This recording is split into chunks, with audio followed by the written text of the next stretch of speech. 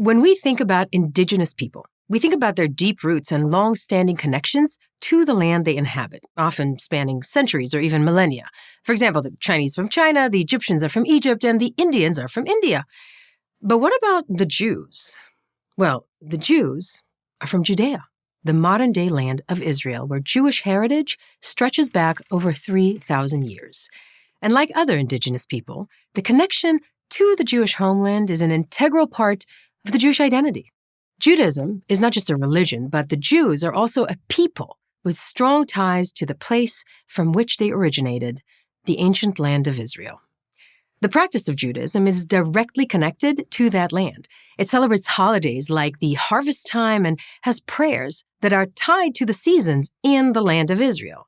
7 crop species, including olives, grapes, wheat, and barley, are cherished in Jewish symbolism because they represent Israel, the land flowing with milk and honey. For centuries, Jews have been saying L'shana haba'a b'Yerushalayim, or next year in Jerusalem, never forgetting their connection to the land of Israel. But don't just take my word for it. Historians and archaeologists also point to artifacts and historical writings that prove the connection between the land of Israel and the Jewish people. Hebrew inscriptions have been found on thousands of artifacts dating as far back as the 6th century BC. Hebrew is my mother's tongue. I can read these thousands of years old artifacts. In addition to Jewish sources, an Egyptian document dating to approximately 1200 BC mentions a campaign in which an Egyptian ruler says that he has defeated Israel. Israel is no more, the document reads. Probably the worst prophecy ever made about the Jews since, I'm still here. The Hebrew Bible is, of course, more than just a history book, but there's a lot of verified history in it. The fact that Jerusalem is mentioned 669 times in its pages confirms that the city is central to the Jewish identity. Politically, the land of Israel swapped hands for thousands of years, but it was never anything other than a sovereign Jewish state. Let me say that again. The only sovereign state that ever existed in the land of Israel forever is a Jewish state. The Jewish people have formed 3 nation-states in the land of Israel throughout history. The first was the First Commonwealth, ruled by the House of David, and it lasted for more than 4 centuries. Israel was united by King David, and Jerusalem was the capital of that Jewish state. The first temple, built by King Solomon, was a huge source of Jewish pride. Then the Babylonians conquered the land, exiling most of the Jewish residents to Babylon.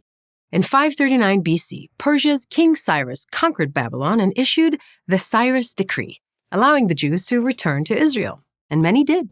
They rebuilt the country, including the Second Temple in Jerusalem, on the site of the destroyed First Temple. Its western wall is still standing, and today it is the holiest site of the Jewish people. The second Jewish state is often referred to as the Second Commonwealth, later called the Kingdom of Judea, born from the Maccabean revolt against the Greeks. Hello, Hanukkah. It was a time of independence, but it didn't last.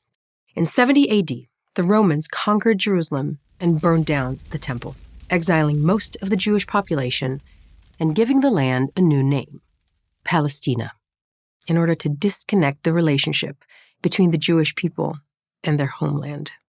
After the destruction of the Second Temple, the land of Israel changed hands many times, from the Romans, the Byzantines, the Caliphate, the Crusaders, the Mamluks, the Ottomans, and the British Empire. But it wasn't until the 19th century that the Jewish people's longing to return to their homeland became an existential need because of the rise of murderous anti-Semitism. A movement was born, Zionism, the Jewish people's right to have a state again. Zion, by the way, is just another name for Jerusalem, and it's mentioned in the Bible over 100 times. Zionism is a movement for Jewish self-determination in their ancestral land and a Jewish, not an exclusively Jewish, state. Initially, locals welcomed new Jewish immigrants, like my great-grandparents, who brought prosperity to the land, with new cities and agricultural villages called kibbutzim. The people they encountered there included the community of Jews who had never left Israel, known as the Old Yeshuv. The Israeli Declaration of Independence ensures equality of social and political rights to all its citizens, regardless of religion, race, or sex, guaranteeing freedom of religion, conscience, language, education, and culture, and pledging to safeguard the holy places of all religions, which is what Israel does. Israel doesn't deny anyone else's identity. Of course, there have always been people of non-Jewish identity in the land, including modern Arab Palestinians, who also have ties to the place the Jews celebrate as the land of Israel and the Christians call the Holy Land. But if you support Indigenous people's rights, you should also be a Zionist and understand that the Jews are the Indigenous people of the land of Israel who never really left.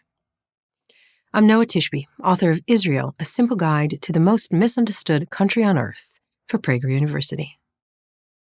Thank you for watching this video. To keep PragerU videos free, please consider making a tax-deductible donation.